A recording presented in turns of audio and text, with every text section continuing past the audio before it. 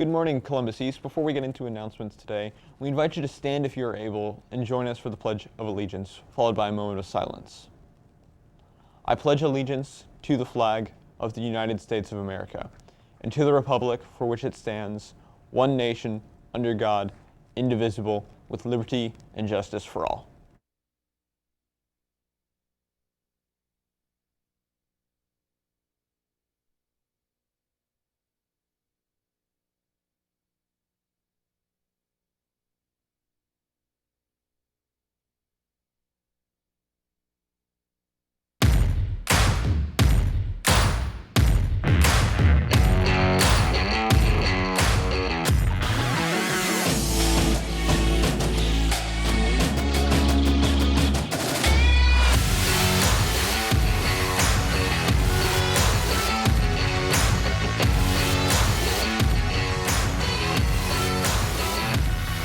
Welcome back to Columbus East Media Studios. I'm your host, Drew Cordrey. Thanks for joining us this morning.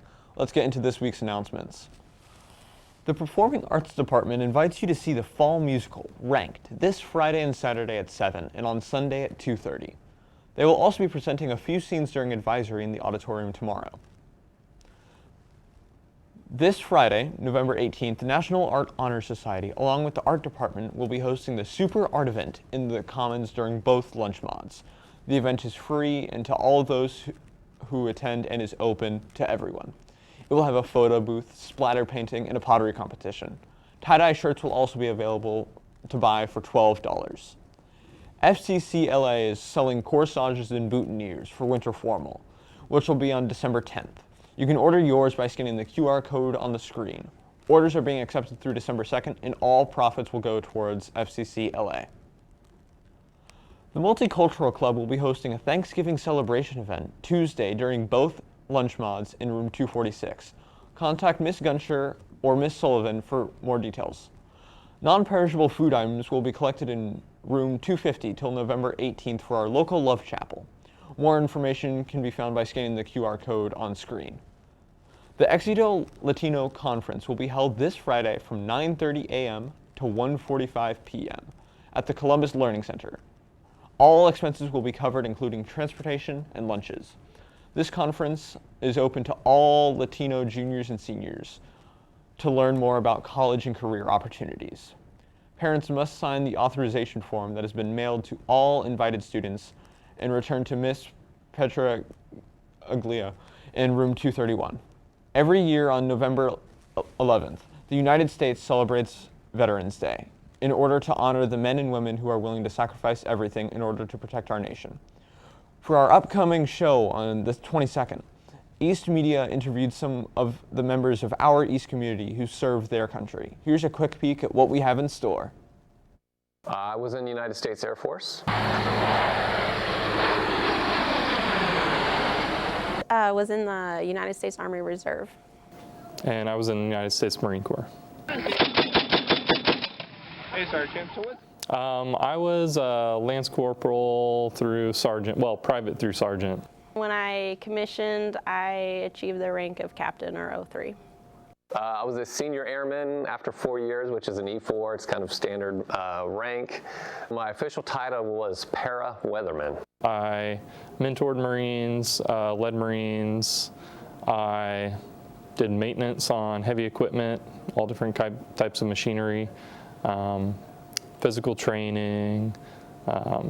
We had to do like actual courses, so we did like little mini school courses and things like that too. When I was enlisted, I was a heavy equipment mechanic. When I became an officer, I was a trained military intelligence officer, but I spent most of my years as an officer doing supply and logistics, actually, so tracking, moving equipment. We jumped out of planes with Special Forces or 82nd Airborne or even Navy SEALs, and then we collected and disseminated and forecasted the weather. Now, to Caleb Nolman with this week's weather report. Thank you, Drew. This week we definitely have winter underway, with temperatures now down in the 20s and 30s. Today we'll have a high of 38 with a low of 26, along with a snow shower advisory, which ends around 9:30. Winds are around 16 miles per hour and there'll be a 63% humidity. Tomorrow will be around the same, with a high of 38 and a low of 27. Winds would be around 12 miles per hour with a humidity of 61%. Friday will be even colder, with a high of 32 degrees and a low of 19. Winds will pick up to around 13 miles per hour with a 52% humidity. Now it's time for our very own Matthew Degner with the Matthew Minute.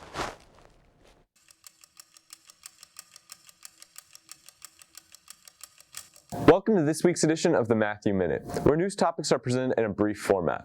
I'm your host, Matthew Degner, and we're starting off discussing the global population. According to CNN, the global population will hit 8 billion people. However, there's still evidence that population growth is slowing by about 1% a year around the world. New UN projections show us reaching 9 billion people in 2037 and peaking at 10.4 billion people in the 2080s.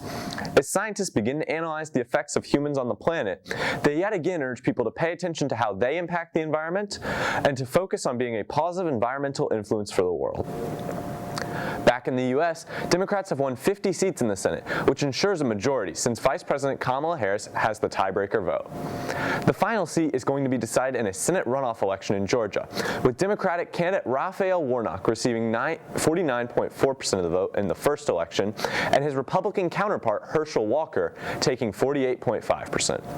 As the red wave continues to shrink, the Conservative Party does appear to have an almost certain lock on the House, currently holding 217 of the 218 seats needed for a majority.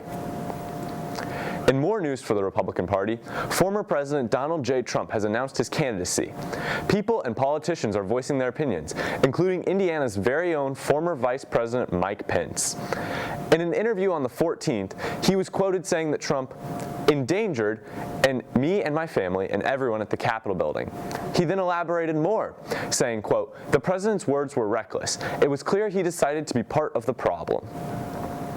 Finally, in Indiana news, a West Lafayette man has become the first person to receive a lifetime ban on hunting.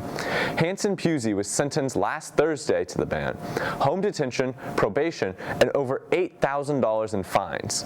In the end, Pusey was fined $4,125 and an 8-year hunting license suspension in Pennsylvania, $324 in Connecticut, as well as receiving an indefinite hunting suspension, $700 in Massachusetts, where he received a license suspension during probation, $2,335,000 in Georgia, $278 in North Carolina, and $525 in Tennessee. That wraps up this week's top stories. I'm Matthew Degner, and remember to stay informed.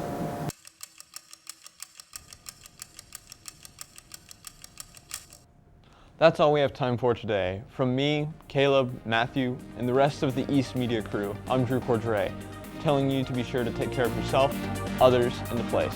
And as always, try to be the best part of someone's day.